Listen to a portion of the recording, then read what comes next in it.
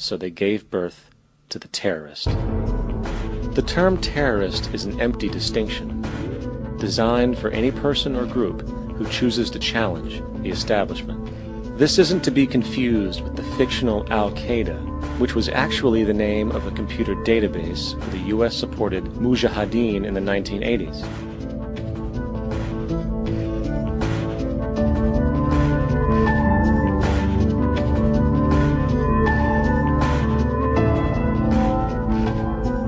In 2007, the Department of Defense received $161.8 billion for the so-called global war on terrorism. According to the National Counterterrorism Center, in 2004, roughly 2,000 people were killed internationally due to supposed terrorist acts. Of that number, 70 were American.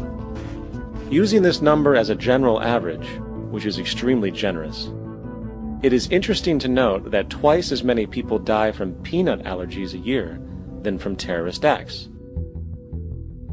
Concurrently, the leading cause of death in America is coronary heart disease, killing roughly 450,000 each year.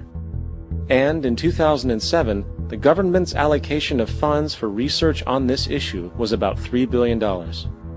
This means that the U.S. government in 2007 spent 54 times the amount for preventing terrorism than it spent for preventing a disease which kills 6,600 times more people annually than terrorism does. Yet, as the name terrorism and Al-Qaeda are arbitrarily stamped on every news report relating to any action taken against U.S. interests, the myth grows wider. In mid-2008, the U.S. Attorney General actually proposed that the U.S. Congress officially declare war against the fantasy. Not to mention, as of July 2008, there are now over 1 million people currently on the U.S. terrorist watch list. These so-called counterterrorism measures, of course, have nothing to do with social protection, and everything to do with preserving the establishment amongst the growing anti-American sentiment both domestically and internationally, which is legitimately founded on the greed-based corporate empire expansion that is exploiting the world. The true terrorists of our world do not meet at the docks at midnight or scream Allah Akbar before some violent action. The true terrorists of our world wear $5,000 suits and work in the highest positions of finance, government, and business. So, what do? How do we stop a system of greed and corruption that has so much power and momentum?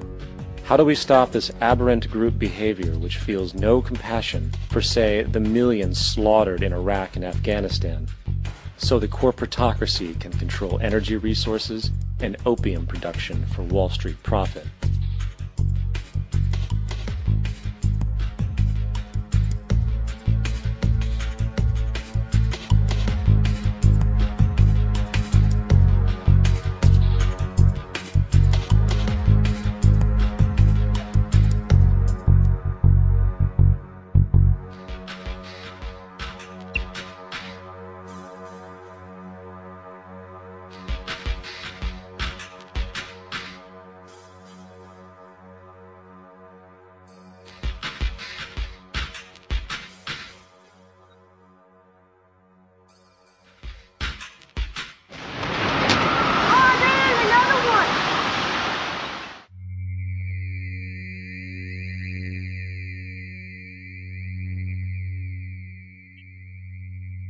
How do we stop a system of greed and corruption that condemns poor populations to sweatshop slavery for the benefit of Madison Avenue?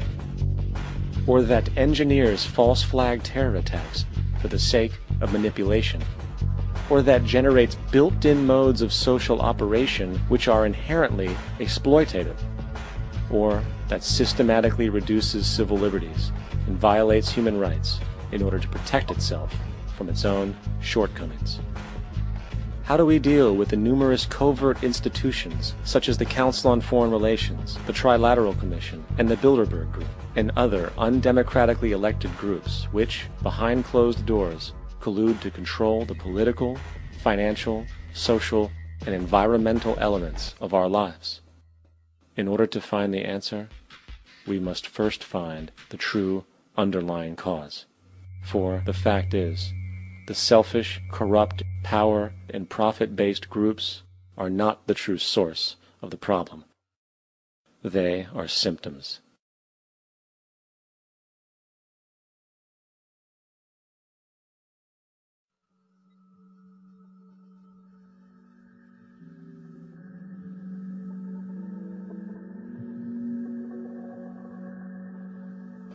My name is Jock Fresco. I'm an industrial designer and a social engineer. I'm very much interested in society and developing a system that might be sustainable for all people. First of all, the word corruption is a monetary invention. That aberrant behavior that's disruptive to the well-being of people, while you're dealing with human behavior. And human behavior appears to be environmentally determined, meaning if you were raised by the Seminole Indians as a baby, never saw anything else, you'd hold that value system. And this goes for nations, it goes for individuals, for families. They try to indoctrinate their children to their particular faith and their country and make them feel like they're part of that. And they build a society which they call established. They establish a workable point of view and tend to perpetuate that, whereas all societies are really emergent, not established. And so they fight new ideas that would interfere with the establishment. Governments try to perpetuate that which keeps them in power. People are not elected to political office to change things. They're put there to keep things the way they are. So you see, the basis of corruption is in our society. Let me make it clear. All nations, then, are basically corrupt because they tend to uphold existing institutions.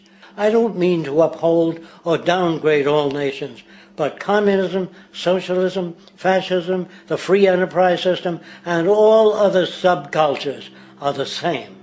They are all basically corrupt. The most fundamental characteristic of our social institutions is the necessity for self-preservation. Whether dealing with a corporation, a religion, or a government, the foremost interest is to preserve the institution itself.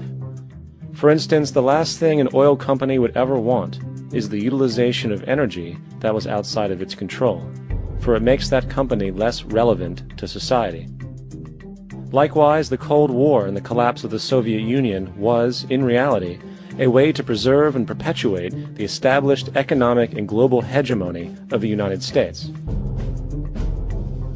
Similarly, religions condition people to feel guilty for natural inclinations, each claiming to offer the only path to forgiveness and salvation. At the heart of this institutional self-preservation lies the monetary system, for it is money that provides the means for power and survival. Therefore, just as a poor person might be forced to steal in order to survive, it is a natural inclination to do whatever is needed to continue an institution's profitability. This makes it inherently difficult for profit-based institutions to change, for it puts in jeopardy not only the survival of large groups of people, but also the coveted materialistic lifestyles associated with affluence and power. Therefore, the paralyzing necessity to preserve an institution, regardless of its social relevance, is largely rooted in the need for money or profit.